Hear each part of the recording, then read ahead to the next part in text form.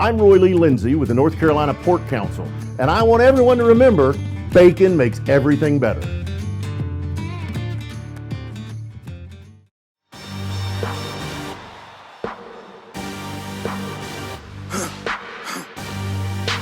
For the victory lap, though. Whoa, whoa, they ain't never seen. It's the fifth quarter on the North Carolina Sports Network. I'm Mike Waddell. He's the coach, Jim Collins. And every week we are here to recap the weekend that was in college football here in the Old North State. And, of course, we're going to pay attention to the big games at the top of the docket. North Carolina and Duke at Wallace Wade Stadium. You've been a part of a lot of these games on both sides. Yeah. And, Jim, as you talk about this rivalry, this year it's North Carolina that comes up on the losing side, and a cruel loss. Right at the end of the game, it's Duke that comes back with not one, not two, but three late scores in the second half to beat North Carolina. Well, Mike, the interesting thing about this game, and the game of football is a game of momentum, and so anytime you look at, I have a real issue being a 40+ year pro and college football coach, and knowing how many hours these guys spend, and people are going to interpret this that I'm defending somebody. Well, I'm not defending anybody. I'm just telling you how it is to be in this game. The North Carolina players played their ass off in the second half. You got to give the Duke coaches and the Duke players, more than the coaches, give the Duke players credit. They went out and executed. They blocked and they tackled, and they played hard. They deserved in the end to win the game. It's about who makes the most plays. I hear people talk about all the time. Well, they got out coached. Well, guess what? I don't know. I've coached in over 500 college and pro football games. I don't know that I really seriously ever got out coached, because I knew what the hell was happening to us and we made adjustments. But sometimes it all comes down to two simple things in this game. Somebody's going to block somebody and somebody's going to tackle somebody, and whoever blocks the best and whoever tackles the best usually wins the game. And that's what happened in the second half. Carolina blocked them better and protected better and executed better in the first half. And Duke did it better in the second half. Unfortunately, for the Tar Heel faithful, it was 21 Duke, 20 North Carolina. But I'm not going to get down on what the North Carolina staff did. I'm going to give the Duke staff and the Duke players credit for what they did. Well, Duke's undefeated right now. They're 5-0. They'll play on the road at Georgia Tech this coming weekend, while North Carolina will be at home in Kenan Stadium against the Pitt Panthers, who are undefeated. We'll talk more about the Tar Heels and their 24 campaign a little bit later in the show. Let's go over to Carter Finley Stadium, Jim.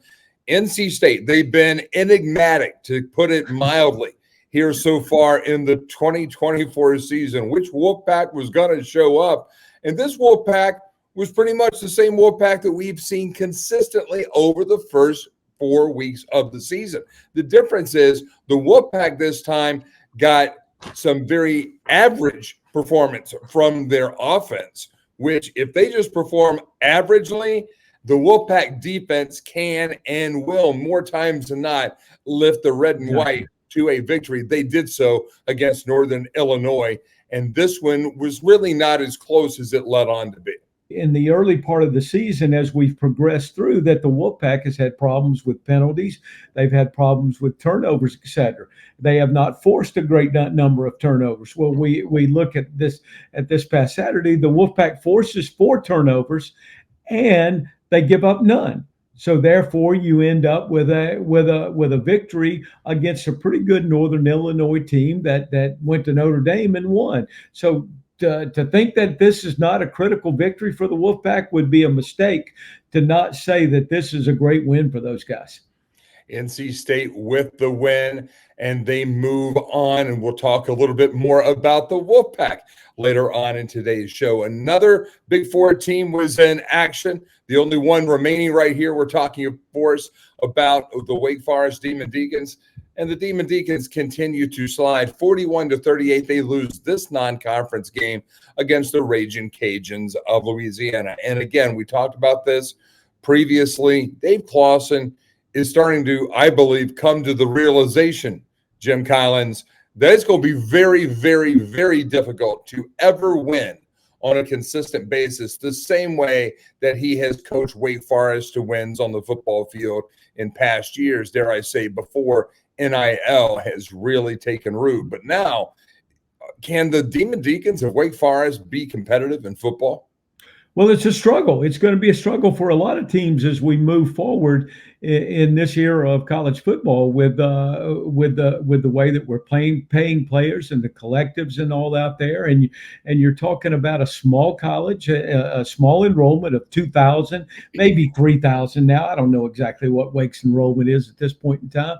But if you listen to Coach Clawson's post-game press conference, he readily admits that they are an inexperienced team right now. In years past, they've been a veteran team, and my numbers may be off, so I'm not going to use numbers at this point in time. But during the COVID time, when players were able to get an extra year due to COVID, Wake was playing with a lot of fifth-year, sixth-year, seventh-year players at that point in time. Very veteran players. They're playing with a young team right now, especially on defense and especially in the secondary. And as a result, they are struggling with that. It would do any Wake Forest fan a great deal. They would be well informed if they would go on YouTube and listen to Coach Clawson's post-game press conference. They would learn very quickly that they went out and sought to build their football team with veteran players through the transfer portal. But guess what? You get outbid sometimes. And you and I, we've talked about this numerous times on this show. It takes money to survive in today's college football world. And without those monies, the landscape of what we know right now is going to change even more over the next couple of years. He's Jim Collins. I'm Mike Waddell. This is the fifth quarter. When we come back, we're going to talk about the one FBS team that we haven't discussed yet here in North Carolina. That's the Appalachian State Mountaineers. They did not play this weekend because of the after effects of Hurricane Helene. We'll talk about what a team deals with in this type of a chaotic situation with the coach coming up right after this as you're tuned into the fifth quarter here on the North Carolina Sports Network. I am a better person and a more effective business owner for having known and learned from Emily Parks over many years now. Emily's company, Organize for Success, helps multi-passionate business owners and executives bring harmony to all the layers of their lives, from work to side projects, from friends and family to hobbies, community, and beyond. With Emily's help, you too can make every minute matter. She helps you determine what earns your time and how to efficiently accomplish what matters. One of the many things I love about Emily is that she does not impose her will on her clients. She listens to them. That way she can better help them cultivate the lives they want to live. You can set up a complimentary call with Emily today by visiting organizeforsuccess.com. The Original Salt Works has become a legendary breakfast, brunch, and lunch place in Wilmington for both locals and out-of-town visitors over the last 50-plus years. Our good friend Bob Hubbard owns the place, but he's also the one cooking your food and often roaming the dining room to greet you with a smile and to make sure your visit is a great one. Bob has been running the show at this unique roadside diner for more than 20 years now, and he and his friendly, hardworking staff aim to treat you like one of their own. Try Bob's homemade omelets, or special recipe grits for breakfast, or his legendary cheeseburgers for lunch. The Original Salt Works, your breakfast and lunch choice on Oleander Drive in Wilmington.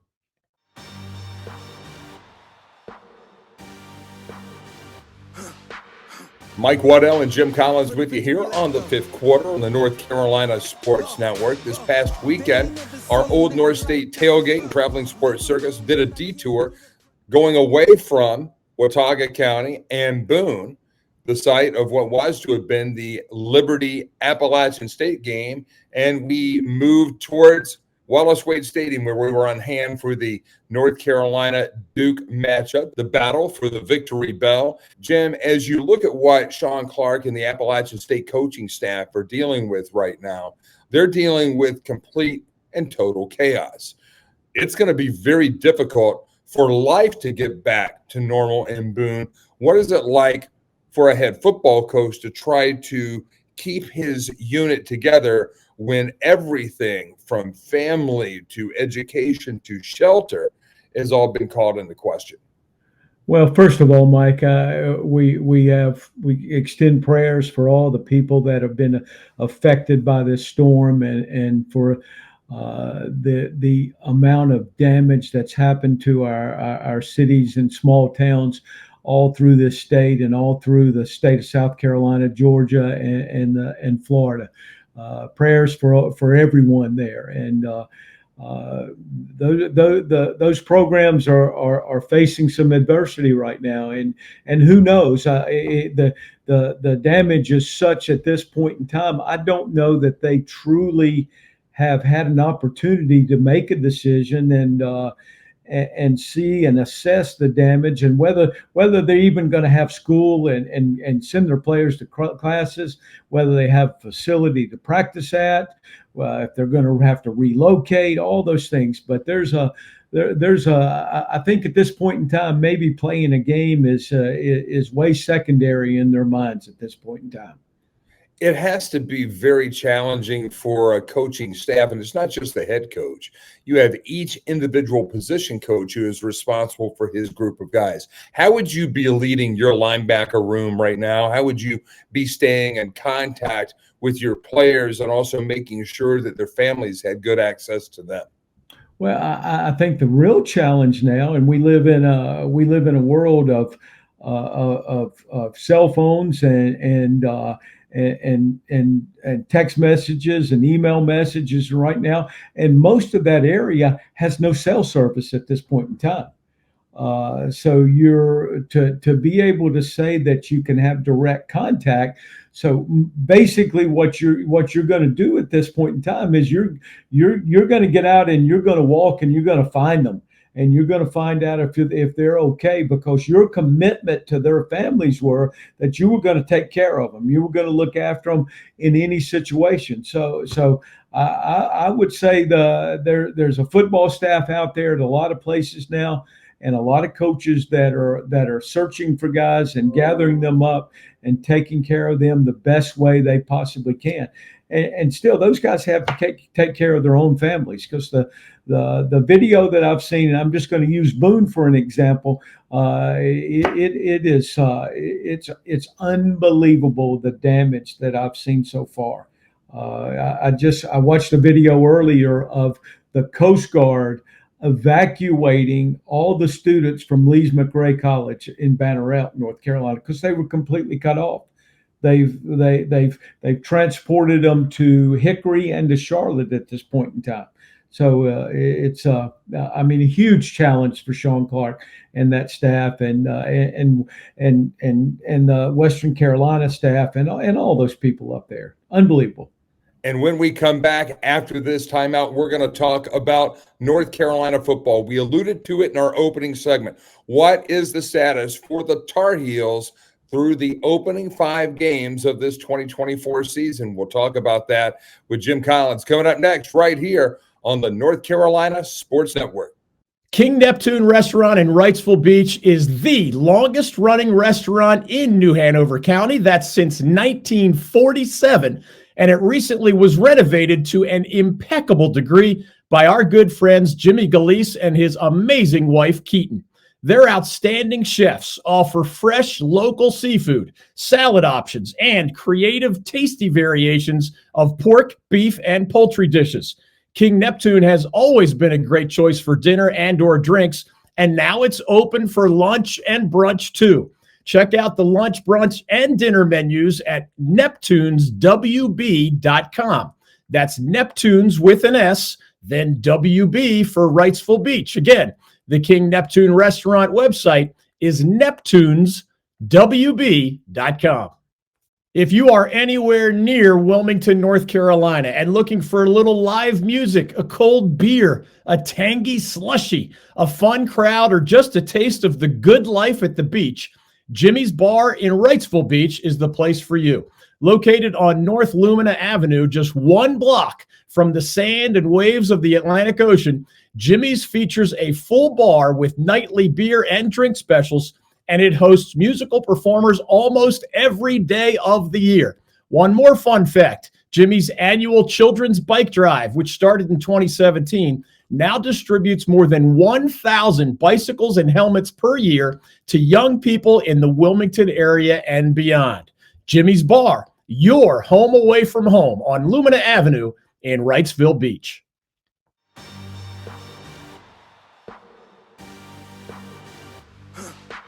We roll on here on the 5th quarter. It's Mike Waddell along with the coach Jim Collins here on the North Carolina Sports Network.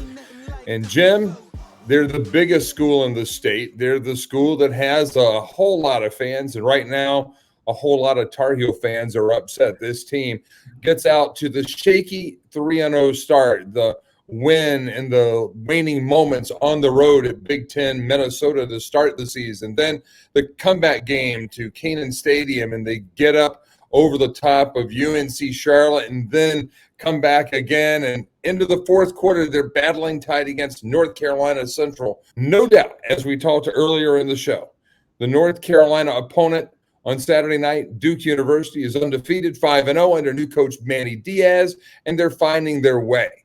But I don't think anybody would say that North Carolina would be out-athleted on the field by Duke, and the speed in your area, the defensive side of the football, specifically on the defensive front, it was like Duke's defensive front was operating at a much, much higher level of athleticism than North Carolina's offensive front. And darn if that hasn't been the common denominator over most of our talk about North Carolina's shortcomings over this season and the previous 4. Well, Mike, we've talked about, and in preseason in our kickoff show, and as we've progressed through the early part of the season, we've talked about the difficulties of protection and run blocking. We talk about one of the finest running backs in this country, in Omari and Hampton, and the number of he touched the ball 29 times in the game, and I would say of those 29 touches that he had, as far as running, and he had some other opportunities catching the ball also, I would say that he probably was hit 15, 16 times before or just shortly after he reached the line of scrimmage. But the fans out there have heard me say many times, the key to winning football games is that you block people and you tackle people better than the other team. Sometimes what you call as an offensive coach and what you call as a defensive coordinator are not nearly as significant as the people that are executing those calls. So obviously the Tar Heels tackled much better in the first half than they tackled in the second half, right? Because the 4th quarter of the game, as I think I stated earlier, the Blue Devils rushed for 111 yards in the 4th quarter to win the game, and that's winning the game at the line of scrimmage, and that's where you win games this day and time, and you have forever. You win it at the line of scrimmage with your offensive line and your defensive line, and when you get blocked and you don't get off blocks, then you end up giving chunks of yardage, and it's tough. It's tough when you ask safeties to come down into the box. And a lot of and safeties to enter into the box and tackle big running backs and tackle good running backs. Right. The Duke safeties tackle better than the Carolina safeties did at this point in time. So that's what happens. My question is, are there Carolina football fans anywhere that are true Carolina football fans? not Carolina fans, not Carolina basketball fans who cheer for football up until the point that basketball season starts. Are there true Carolina football fans in the state of North Carolina at a meaningful level, Jim Collins? Mike, I'm sure there are. I'm sure there are huge fans out there that live and die with Carolina football, just like there are all programs around the country. But the difficulty at this point in time, from being in those locker rooms and from being in situations like the Tar Heels are in right at this point in time, is, and I've heard Coach Brown say this: you can't read social media, you can't listen to shows like ours, people as a player or a coach, because everybody's going to be critical at this point in time. You can't listen when you're playing well. And I'm gonna use a Sabanism right now. You can't listen to the rat poison, and the rat poison will get you. And it's rat poison one way or the other, either too much praise or too much criticism. So the thing that the Tar Heels have to do at this point in time is close ranks and decide that they're going to salvage this season at 3-2 right now. They've got 7 games left to play. The next 2 games are critical for what they're doing, and that's Pitt and Georgia Tech. They're critical games. If they can come out of these 2 and be 5-2 at this point in time, then the season actually gets a little bit easier down the road as you look at the schedule. Whether it is or not, we'll see, because Florida State, who lost 42-16 to SMU in Dallas, and a struggling Wake Forest team are on the schedule down the road. So this could still be a very good year for the Tar Heels, but only if they block out the noise and they close ranks and not listen to all the criticism. Because, and I'm rambling right now, Mike, and I know that, but you know what? I coached enough years at Duke with a damn half-empty stadium that once the game kicks off, you shouldn't give a darn how many people are in the stands. It really does not matter in the end. It's me against you. Can you block me? Can I get off a block and make a tackle? And can I score and keep you from scoring? So the bottom line is, it's within the Tar Heel dressing room at this point in time how much progress they're going to make over the next week. That is the coach, Jim Collins. I'm Mike Waddell. When we come back here on the 5th quarter, we will talk to the editor-in-chief, the grand poobah of North Carolina footballnews.com. We're talking, of course, about Eric Lusk, and we'll talk to him right on the other side of this timeout. From Murphy to Manio, this is the North Carolina Sports Network. One of my favorite restaurants in Raleigh for many years now has been The Oak Scratch Kitchen and Bourbon Bar.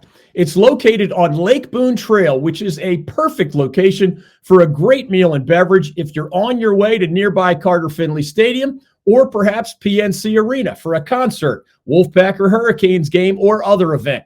The menu is incredibly tasty and creative. The atmosphere is a lot of fun. The bourbon options are as high-end and varied as you'll find anywhere. The staff is super classy and first-rate, and I've just always loved the people, the food, and the overall vibe there.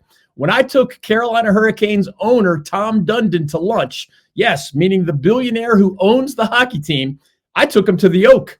Seriously, it's that good. Learn more or make a reservation by visiting their website, theoakraleigh.com. That's theoakraleigh.com.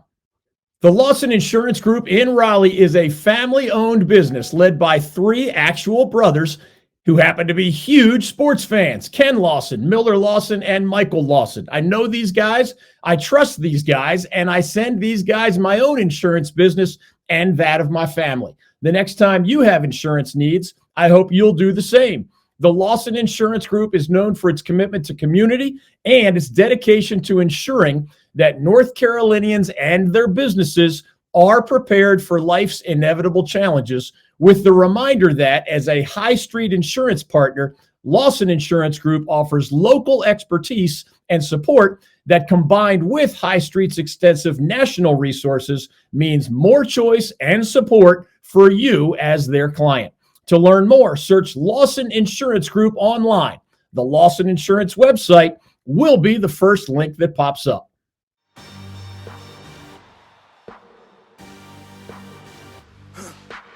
The fifth quarter rolls on here on the North Carolina Sports Network. I am Mike Waddell. The man in the middle is the coach, Jim Collins, and the man to our far right is the editor-in-chief, the grand poobah of the North Carolina Football News.com web empire. We're talking, of course, about Eric Lusk. And Eric, over the weekend, boy, North Carolina and Duke certainly garnered a lot of the attention. But if you look at the postmortem of this weekend, it has to be that, boy, Lenoir-Rhyne and Johnson C. Smith have kept going strong. They just keep on rolling. The Golden Bulls and the Mountain Bears doing a lot for Western North Carolina's football rep. Yeah, definitely. As our D2 schools are, they're not letting us down. Lenoir-Rhyne improved to 4-0. They played on Sunday. One of those folks, hit by the storm, had power problems, actually moved their game to Catawba College. They beat Tusculum 37-23. So they proved to 4-0. They, getting, they're defending conference champs. They're getting right back, doing what they did last year. And then Johnson C. Smith found this out Saturday covering the games. They improved to 5-0. First time since 1969 they've been 5-0. The last time they were 5-0, they won the CIAA, and that's the only time they've won the CIAA. So there's a lot of there's some buzz around that program, and deservedly so. They came in, knocked out the champs last week, took care of business again this week, and then they will play the projected favorites, Virginia State, at home this weekend. So things will get sorted out. And right now they're the team to beat in that league. They were picked fourth, and right now they're the team to beat. So yeah, exciting times if you are a fan of Division II football, definitely. You mentioned the fact that the weather moved that Lenoir-Rhyne game from Hickory to Salisbury, and obviously our hearts and prayers go out to all of the folks in Western North Carolina, all throughout the Old North State who have been impacted by the aftermath of Hurricane Helene. But Eric, as you look at what this type of a storm can do, we already know what Appalachian State and Western Carolina and so many of the college athletics departments are dealing with. But I know coming out of storms a few years ago that Canton-Pisgah High School really took it strong. They lost their entire stadium a few years ago, and it took state government funds from North Carolina Governor Roy Cooper to bring Pisgah's football stadium back. And then they had the really cool jerseys that said Milltown on it. Really spoke to the heart of that. There are a lot of North Carolina high schools that are going to be incredibly challenged by this type of weather anomaly. Yeah, absolutely. I mean, it's one of those things where you wonder about playoffs. You wonder about, will they play again, for weeks on end? I mean, even, the colleges and high schools both in that part of the world. And I think, just after a couple of days, we're just starting to get a feel for really how bad it is. We're starting to get those announcements, some of the video that's showing up on social media, things just, completely wiped out. And so, football could be one of those things where it's a nice diversion, rally the town, bring everyone together. Let's hope we don't take it so serious that we forget to take care of the important stuff. But it'd be very interesting. And on the college front, teams like Mars Hill, they got hit pretty hard up there. Their game got canceled. They're not planning on switch come to Wingate. They're not planning on making that one up. Brevard was supposed to travel to Tennessee. They did not make the trip. St. Andrews was supposed to travel to Kentucky. They didn't make that trip. So yeah, it's going to be interesting. And schedules really got knocked around this weekend for sure. Jim, I'm sorry, Mike. Go ahead. Supposedly $100 billion damage in this state already estimated. So I think that's a number we have to be aware of, regardless of what we're talking about with football and the things that have happened, and the people that have lost everything at this point in time. Every week we talk about the Fabulous 15, brought to you by North Carolina Football News.com and the North Carolina Sports Network. And Eric, this week, do we see any shifting sands atop the magic mountain known as the North Carolina Football News.com Fabulous 15? Because I think there could be some rumblings from a team along West Friendly Avenue. Yes. Rising, if you don't play, open gate coach is just as good as a win, right? That's right. That's right. So your Mighty Guilford Quakers are one of 4 remaining undefeated teams in the state. So they will factor highly into this week's for sure. So Duke, Lenoir-Rhyne, Johnson C. Smith, Guilford College, they're undefeated. North Carolina Central starting to put things back together again. They had a pretty amazing win in Indianapolis over the weekend.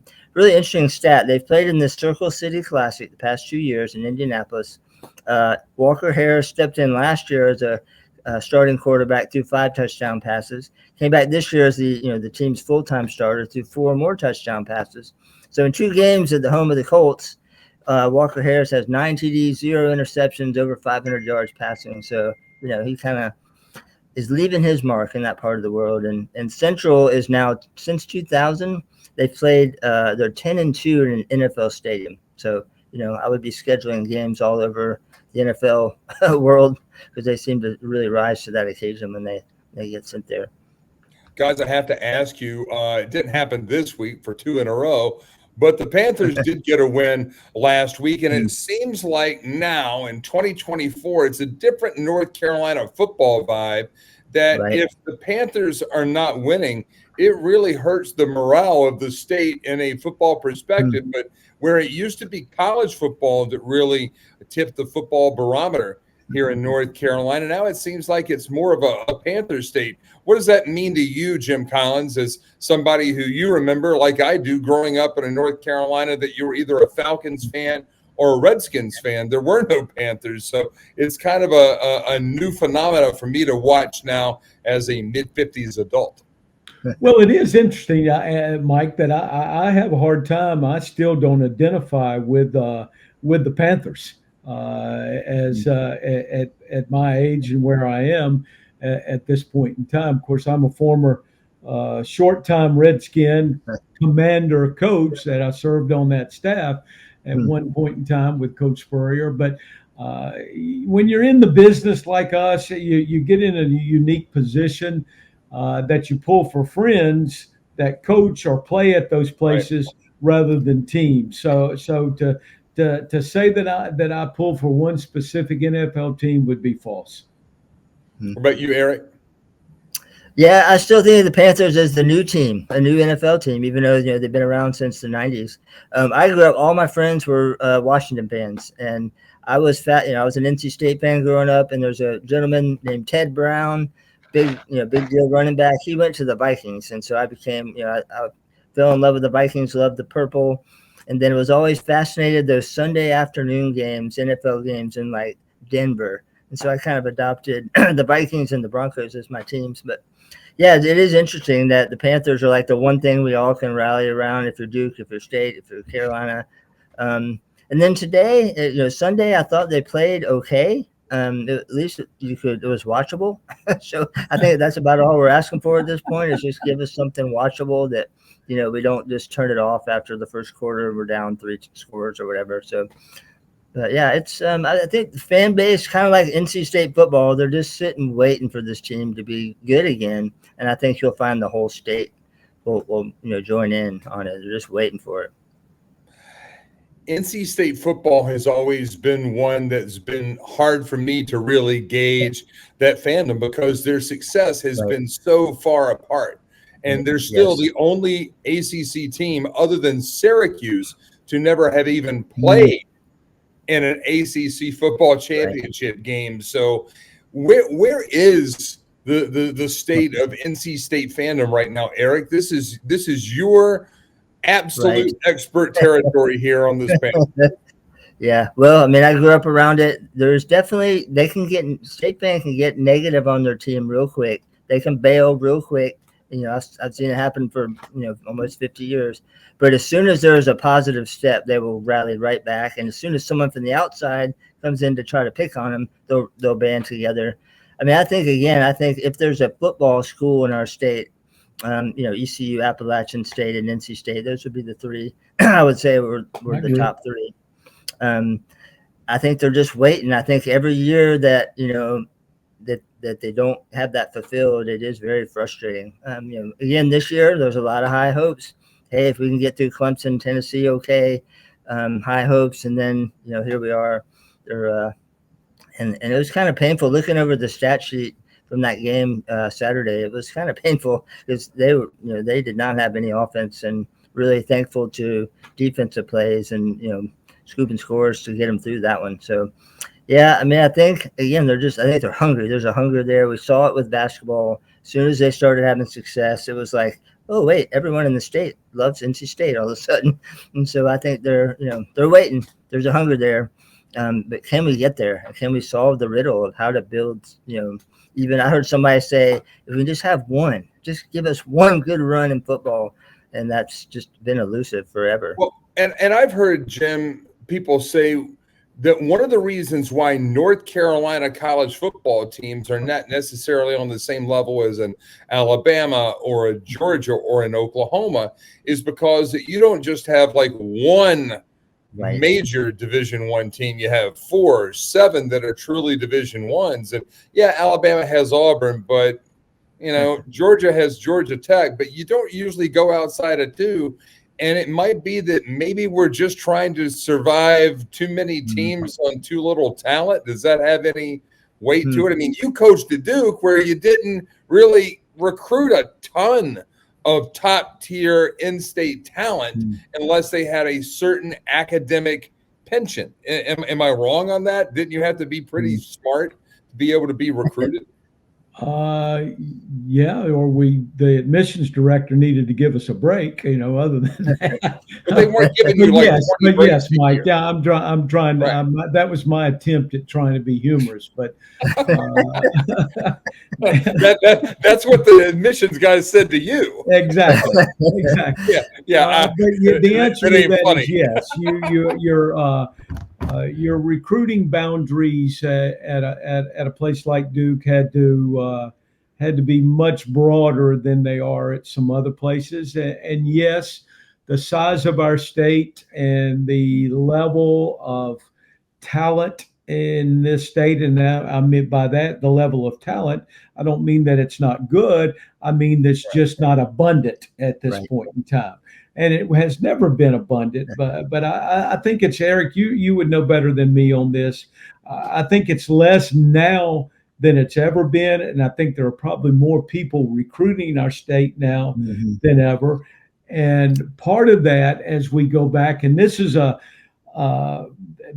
show in itself to talk about recruiting and how the boundaries of how everybody recruits has expanded so much because your staffs have grown so wide. And when you employ all these people, that to say that I'm going to find a guy in Eastern North Carolina that nobody else knows about nationally, that rarely happens this day and time. So the competition for the very best players is at the highest level, and we don't have an abundance of them, even though the ones we have are pretty darn good. But we're not Florida, we're not Georgia, we're not Texas, and we're not Ohio in this state because it's population based at the same time.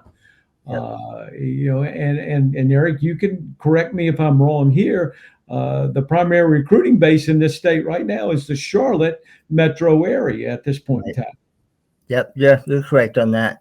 And looking at like the top, 25, 30 recruits the past couple of years, I thought it would be, it's not terrible, but again, they're spreading out. State's got a few, Carolina's got a few. Duke got one recently that flipped from Clemson. So that was a big win for Manny Diaz. But it is, a lot of the top guys who are top 100 in the country, top 50. Kid that committed from Charlotte, Providence Day, the offensive lineman David Sanders. I mean, a state school wasn't even in his top 4. The day he announced his commitment, it was Tennessee, Ohio State, Georgia. It was. Guys, why would it? That's my point. If you're a high school player in this state, you have NFL aspirations. Let's just talk about the best high school football player in the state right now, Kendra Harrison, who's back at Reidsville now after, flirting with being a Providence State Charger for a while. But why would Kendra Harrison, aside from just the 40-year decision instead of a 4-year decision, you're in your home state? Yeah, but if I go get paid at Alabama, football's a crazy sport, man. Yeah, I mean, I don't know if I'd take some of those hits once I made a certain amount of bank. And that's a guy that's going to take some hits over some time. I don't know. I mean, Jimmy, is it an anathema to you to think that a kid would be thinking about getting paid instead of where he wanted to go play for dear old College U? I think in the world we live in, and I'm probably speaking a little bit out of line right now because I haven't been active in this recruiting process when the collectives and the NIL are such a prominent part of it. But I do try to keep up with it, and I do try to read and study it and know what's going on in it. To say that when you have probably one of the top 2 or 3 college football coaches ever in Nick Saban that walked away from the University of Alabama because sometimes getting you to the NFL and getting a degree and playing for championships, all of a sudden it was not enough anymore. It became, how much are you going to pay me? And then again, we've got so many shows that we can do when the quarterback at UNLV decides that he didn't get paid, so he's gonna sit out the rest of the season. But if they weren't paying Barry Odom wouldn't show up to coach next week either. How do we know that they weren't paying him? How do we know? There's so many different stories out there. You're right. You're right. And that's where it comes to the point. You've got to start making these kids sign some type of a contract. Got to be a contract system. Got to be a contract system. It goes back to my old trite analogy that, when I get up in the morning, and if I squeeze too much toothpaste out on my brush, I can't put it back in the tube. Well, guess what? In college football, we've squirted way too much toothpaste out, and nobody knows how to fix it at this point in time. Right. Thank you for tuning in to the 5th quarter this week on NCSN. This week, our tour stop will be in Raleigh for NC State and Wake Forest. We'll be there with the North Carolina Port Council, have a little North Carolina Port Council golf tournament on Friday. Then we have some fun football right there at Carter Finley Stadium at high noon. Then the following weekend, it's the big weekend. It's the one you've all been waiting for. We're talking about the North Carolina Sports Network football weekend at the beach. It'll be a lot of fun out there. We'll be at Jimmy's. We'll be at King Neptune. We'll get at the original Salt Works. We'll be eating some Moe's Original Barbecue.